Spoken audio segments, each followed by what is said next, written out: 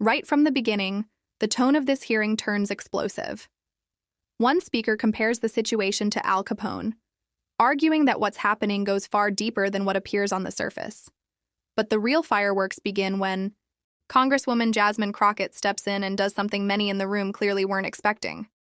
Instead of dancing around the issue, she goes straight for the jugular with a simple but devastating question.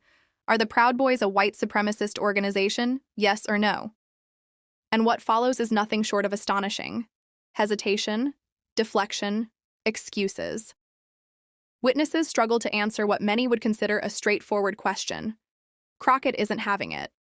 She repeatedly pushes back, reclaiming her time and forcing the panel into an increasingly uncomfortable corner. And from this moment onward, you can already feel the tension in the room rising fast. Forward. It's much more insidious than what this is. Like Al Capone. Does anybody believe that it was just tax evasion? Come on, he was a criminal. He killed, he murdered. And you use that to justify your existence. Mr. Chairman, I yield back. Gentleman yields back. Gentleman from Florida, which are we going? No, I was just going to note they were 36 seconds over, and I think Ms. Crockett needs to catch an airplane, so she could go first. Gentleman from Texas, then we'll come to the gentleman from Florida. Well. It is so hard to sit here and listen to this. That's one reason I watched the majority of this and didn't actually sit in this room, because I'm sure my faces would have told everything that I was thinking. Is there anyone that finds it odd? Well, can we start here? I'm gonna start with the entire panel. Are the Proud Boys a white supremacist organization, yes or no? Starting with Ms. Wiley. It is my view they are. It depends on how you define it. I have a book. Okay, never mind. It Next. depends on how you define it. It's a yes or no. Proud Boys, how they define themselves. Are they white supremacists, yes or no? I have not read a description of how they define themselves. Okay, that's fine.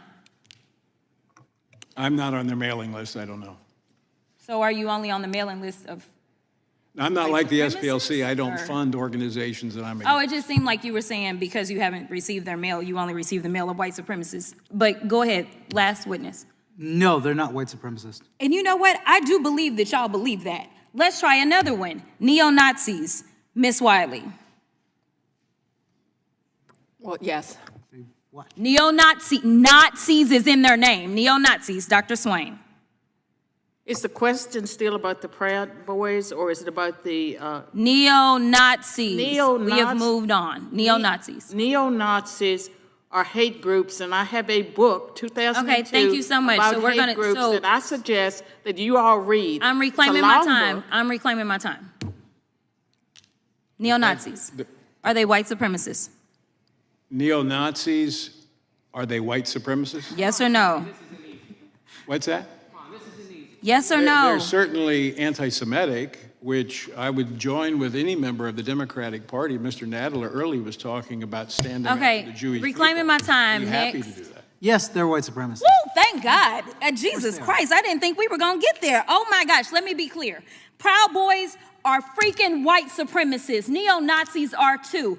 And this president, who loves to coddle white supremacists, has decided that they should be given checks. The reasons that I pointed to those particular organizations is because you can go and read, I don't know how many articles, as Dr. Swain wants people to read up.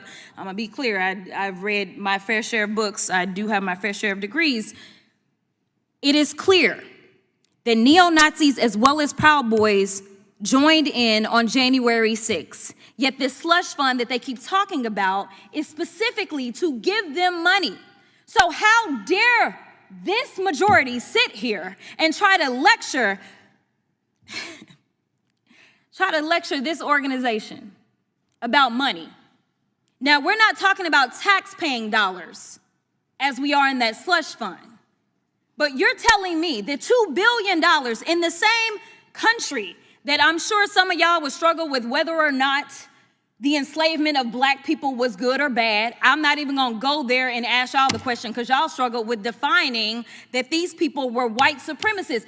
But this country still hasn't thought that reparations made sense for black folk in this country. But at the same time, they've decided that people that are in organizations that are absolutely white supremacy organizations should get our tax dollars because they decided to tear apart or attempt to tear apart our democracy. They are being rewarded. These are people that went through our criminal justice system. When people on that side of the aisle claim that they love law and order, they went through it. They either entered pleas of guilty or they were found guilty. And this president, on day one, his priority was not around racism.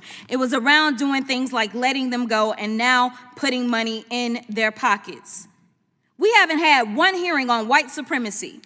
Yet when we look at things like the killing of Ahmaud Arbery, George Floyd, Breonna Taylor, the 9 worshipers who were murdered at the Mother Emanuel AME Church, the 23 people murdered in 2019 during the shooting at Walmart in El Paso, the 10 people murdered during the 2022 shooting at a grocery store in Buffalo, New York, all of these were murdered by white supremacists who are empowered by the Republican Party's racist rhetoric and policies. This is the same party that wants to drag us back to the Jim Crow era. Some say that there aren't poll taxes, and I guess it's because they're not listing the amount of money. But when you tell somebody that they've got to go and pay for something, say, like a passport that costs over $100 in order to be able to vote, that looks like a poll tax to me. Some of y'all need to read up on your history books, the very same ones that the Republicans have decided that people should not hear about because you don't want real history taught in our schools because you're afraid that it's going to hurt people's feelings to know that their ancestors were so savage that they would enslave black folk. You don't want them to understand why the 14th Amendment mattered then and it matters today. You don't want them to understand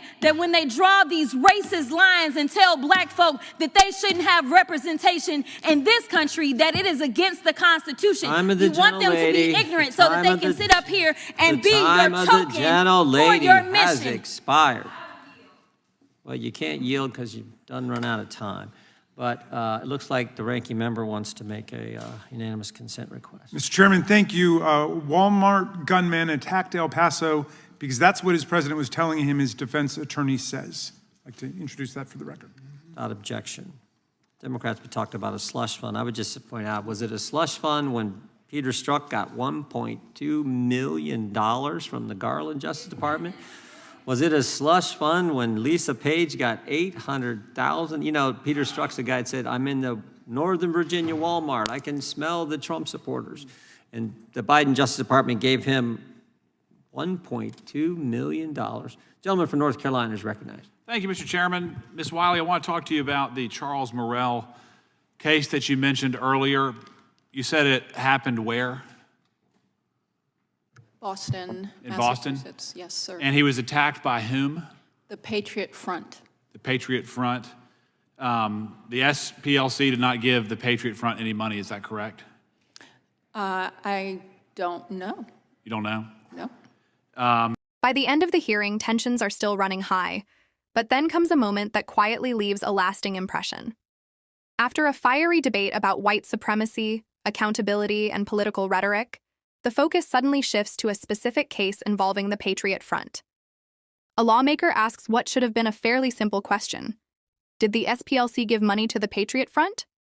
But instead of a confident answer, there's hesitation. I don't know. That response immediately changes the energy in the room. You don't know? Comes the reply. No. And just like that, the exchange ends on an awkward, almost uncomfortable note, the kind of moment political opponents seize on instantly. Whether viewers see it as a fair question or a gotcha moment, one thing is certain.